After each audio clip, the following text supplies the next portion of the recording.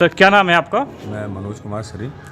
मनोज जी, क्या इशू है जो आज आपको यहाँ आना पड़ा हमारे पास?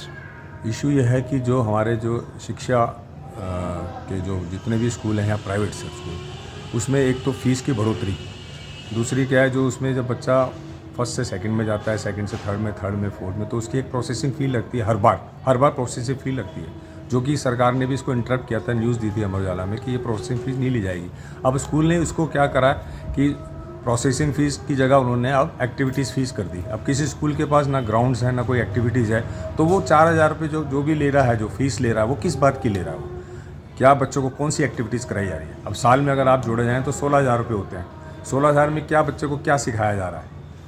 क्या आप स्विमिंग सिखा रहे हैं, क्या आप क्रिकेट सिखा रहे हैं, क्या आप बैडमिंटन सिखा रहे हैं, क्या आप मतलब किस माध्यम जो एक्टिविटीज़ का मतलब है कि जो एक्स्ट्रा एक्टिविटीज़ जो पढ़ाई के अलावा, फ़ीस में तो आप बढ़ोतरी कर ही रहे हैं। और जबकि सरकार ने ये बोला है कि 3 साल में जो फ़ीस है वो 3 साल में बढ़ेगी 10%, लेकिन आप हर साल बढ़ा देते हैं। मान लो किसी के 3 बच्चे हैं या 2 बच्चे हैं और मिडिल क्लास फैमिली, तो कैसे लेगा, कैसे पढ़ाएगा आप अगर स्कूल के पास कोई अपनी रिक्वेस्ट लेके जाते हैं कि आप इसको कम कर दें, या कोई भी जाता है तो उसी जगह ठीक है आपको पढ़ाना है तो पढ़ाओ, नहीं पढ़ाना है तो आप यहाँ से निकाल लो, उनका एक ही होता है।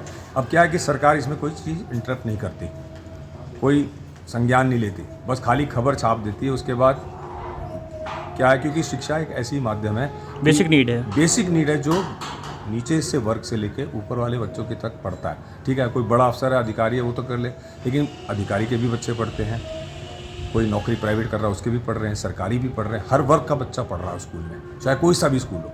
लेकिन क्या है उसका हमें कोई बेनिफिट नहीं मिल रहा। अगर आप फीस बढ़ाए तो उसका क्या मिला? बच्चे हैं छोटी क्लास में हैं, इतना होमवर्क दे दिया जाता है कि उस पर इतना लाद दिया जाता है कि वो बच्चा ना तो वो पढ़ाई आगे कर पाता, सिर्फ होमवर्क में ही उलझा रहता है, और वो भी होमवर्क बच्चों को ही करना है। पहले क्या होता था, स्कूलों में होमवर्क नहीं दिया जाता था, सिर्फ सिखाया जाता था और बैग वहीं रख लिए जाते थे। अब क्या है कि बैग भी बड़े हुए हो गए हैं, सब लोड डाल के बच्चों को कि आप होमवर्क ये करके आओ। अगर हम बच्चे से पूछते हैं बेटे या होमवर्क आपको मैडम ने समझाया कि हमें नहीं समझाया, हमें बस करने के लिए दिया। अब बताओ पेरेंट्स पढ़ेंगे या बच्चा पढ़ेगा? हाँ, पेरेंट्स को तो कुछ, अगर पेरेंट्स अगर अनपढ़ है तो वो कैसे पढ़ाएगा? अच्छा, स्कूल के बाद अगर बात करी जाए ट्यूशन की, तो स्कूल के बाद ये कहते हैं सीधे ट्यूशन पढ़ो, आप स्कूल में पढ़ाना नहीं है। इतनी फीस लेने के बाद भी बच्चे को ट्यूशन पढ़ने पर मजबूर किया जा रहा है। देखो, बड़ी क्लास 10 से अबव वालों को तो ट्यूशन समझ आती है, लेकिन जो बिलो क्लास है 5th से नीचे, उनको अगर हम ट्यूशन देंगे तो बच्चा क्या पढ़ेगा?